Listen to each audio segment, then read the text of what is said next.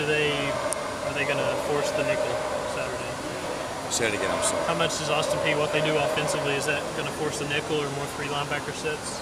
Again, we've been preparing for the things that they've been doing in the past. Obviously, last year, and although they were multiple throughout the year, we're expecting to play both base defense and nickel package. As a new coach in a first game, it's probably always some uncertainties, but then is it magnified when you're playing as many true freshmen as you're going to be playing the uncertainties of the first game? Yeah, that compounds it. Yeah, I mean that's part of it. I mean we knew that when we came here, and we knew that we would end up playing a lot of young kids and guys with inexperience. But at the same time, we've got some guys, especially up front and at the linebacker position, that'll be able to help us, hopefully, hurry the quarterback a little bit faster. Where we get enough, where we can affect the quarterback that if they do throw the ball, those guys will be in good position, and hopefully they'll make some plays. We've seen you play a lot of freshmen before. This is going to be new for you. Having 3 walk-ons in the depth chart center, is that going to move territory for you? Yes. Yes. To tell you the truth, yes. When camp started, you all had a tentative depth chart, I guess, and kind of a feel from spring practice. Has anybody or anything changed your opinions about in the secondary during camp? Any players or any surprises? Really, I mean, well, the only surprise is obviously is the amount of reps that the young guys have gotten, and, which again in the long run will help us as a football team in developing the depth that we need. And and again, the same guys that have been very consistent, the Justin Coleman's, the Brian Randolphs, Ladero McNeil, Byron Moore, obviously the experiences at the safety position, and that's helped us, grow a little bit faster in the secondary, helping those young guys in the corner. What about the 3 walk-ons listed as backups on that depth chart there? Would you feel okay about playing those guys?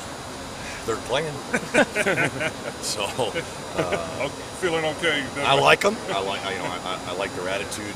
Obviously, we got to see how they play. We got to see how they respond to playing in front of our fans in that environment, an unbelievable atmosphere. So that'll be a true test to see how they go through it, and will they produce and be effective. You've been in this league a long time. Have you ever seen 3 walk-ons in a secondary in the SEC ever? I mean, I didn't think so. I've not studied enough of the teams, but I know the anxiety is built. Given your youth back there, who did it look to for leadership during a game? Justin Coleman and Brian Randolph were the first 2 guys that come to mind. And like I said before, the good thing is that we've got that leadership, the experience of Brian, Randolph, and Justin Coleman, but Byron Moore, Ladero McNeil, who went through it last year as a freshman. You can see his communication with them, whether it's, I know Jerron has played nickel before, but it's really a new position for him from the standpoint of he's the #1 guy right now, and Swafford backing him up. Obviously, at the corner position, you've got Cam and Malik Foreman and Reggie Jewett. So they're going to see playing time, and they've really worked. They've worked really hard. They've grown a lot in the last month, so to speak. So I'm looking forward to seeing them play. And I think they are too, and I'm excited about it. And so Saturday couldn't be any quicker. Tom, really. You're welcome. Come in. Your corners, and not to get too much specific on scheme, but do you guys like to match up corners with receivers, and they stay on one side of the field usually, or how do you guys win in the game? We're very multiple. It depends on the game. Yeah. But usually those are the guys who are covering the wideouts. Well, yeah. But yeah, very multiple. So we'll mix and match, and depending on what we see. And, but we're ready. We're ready for that. Not necessarily like field and boundary corner. That no. kind of thing. No. very flexible. Seems like a trend lately is for a lot of teams around the country play nickel a lot and go into their nickel package. Is that true for you guys as well? Do y'all like to throw that nickel back in there a lot? Well, you like to match up the personnel with their personnel, and a lot of times it's 5 defensive backs because you see so many offenses now with 3 wide receivers or 4 wide receivers. So you have to match up the personnel with it. But that's not to say that they were not going to line up in a base offense. We're prepared for that too. But yeah, you see more and more of it because more offenses are in that 3 wide, 4 wide offense. It seemed like the guys that we talked to yesterday, we said, what can you expect from Austin P? And they said, we're expecting a lot of trick plays. How difficult does that make it for you guys trying to figure out what exactly they're going to do? Well, it goes back to our training camp and really spring ball. You're practicing all those, responsibilities and your assignments, and you're teaching them about their eye, the eye keys. Put your keys where they're supposed to be, and if you're reading the right keys, regardless if they run a trick play or regardless if they run a play you have not seen, you just, they're coached up to adjust and adapt and expect the unexpected. But we trained it. We trained throughout this camp, and like I said, you had spring ball where you're always practicing, different scenarios. Whether you're playing an option football team or whether you're playing a spread offense as far as throwing the ball or a power offense, you go over a lot of those things that you might see.